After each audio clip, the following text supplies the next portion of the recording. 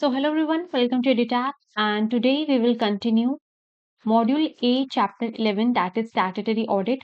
Last class में हमने किया था Risk Based Internal Audit in AFM YouTube series, and today we will do Statutory Audit. तो statutory audit क्या है? It is a legally required review of the accuracy of a companies और governments financial statements and record. It means देखो, statute का मतलब ही होता है कि लीगल और लॉ. ठीक है, तो एक ऐसा ऑडिट जो कि लॉ की रिक्वायरमेंट है, जो लॉ है वो बोलता है कि इट इज मैंडेटरी कि आप ऑडिट करें, इसको कहते हैं statutory audit. Now in section 30 subsection 1 of the banking regulation act 1949, balance sheet P&L account of a banking company should be audited. As per section 30 subsection 1 of banking regulation act 1949, याद रखना, balance sheet का और profit and loss account का जो किसी भी banking company का है उसका ऑडिट रिक्वायर्ड होता है. Statutory audit does not look at the intricacies of the banking transactions and rely on the concurrent audit and internal audit reports. जो भी स्टैट्यूटरी ऑडिट है वो हर ट्रांजैक्शन चेक नहीं करती, बैंकिंग का सारी एरर्स नहीं देखती है, बट वो किस पे रिलाई करती है?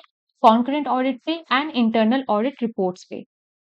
Now who conduct the statutory audit? तो आरबीआई क्या करता है? एक पैनल प्रिपेयर करता है of eligible chartered accountants based on what? Based on the data provided by institute of chartered accountants of India and CAG, that is controller and auditor general of India.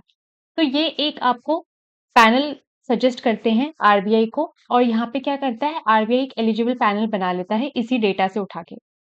Now, what are the statutory reports that are created? There are three types of statutory reports that are statutory audit report, जो किसके standards पे based है? These are based on standards issued by ICAI.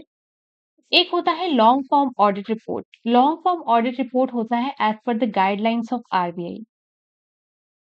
ठीक है, next है tax audit report. Tax audit report में जो भी आपके टैक्स रिलेटेड इश्यूज हैं कि आपने फाइल अच्छे से किया है नहीं किया, कहीं कुछ गड़बड़ तो नहीं की, these are based as per the income tax act 1961. अब कुछ और तरीके के ऑडिट्स भी होते हैं. There are other types of audits too. Revenue audit, जो जिसको इनकम एंड एक्सपेंडिचर ऑडिट भी कहा जाता है, ये कैसे कंडक्ट किया जाता है? It is conducted exceptionally at very large and large branches aimed at identifying leakage of interest and other charges. ये देखने के लिए किया जाता है कि कहीं कोई लीकेज ऑफ रेवेन्यू तो नहीं हो रहा. फिर आता है स्टॉक एंड रिसीवेबल ऑडिट्स. ये क्या चेक करता है? Stocks and book debts, data debtors. Debtors की जो स्टेटमेंट है उनको चेक करता है. जो कौन सबमिट करता है? बोरोवर सबमिट करते हैं बैंक को. ये उन्हीं केसेस में वैलिड होता है जहां पे जो बोरोवर का जो अकाउंट है वो बहुत लार्ज है. ठीक है, subject to audit. Forensic audit. Forensic audit होता है evaluation of a firm's financial information for use of evidence in court. किसी भी फर्म की फाइनेंशियल इंफॉर्मेशन को इवैल्यूएट करना to use it as evidence in court. क्यों किया जाता है ये? To identify any fraud and its perpetrators. Next is management audit. Management audit क्या होता है? It is basically assessment of methods and policies of an organisation management. किसी भी ऑर्गेनाइजेशन के जो भी इंटरनल मैनेजमेंट है, internal management methods and policies हैं, उनको चेक करने के लिए कि क्या वो साउंड है कि नहीं, क्या वो ऑर्गेनाइजेशन की एफिशिएंसी को बढ़ा पा रहे हैं कि नहीं. तो to ascertain whether sound management prevails throughout the organization and evaluate its efficiency.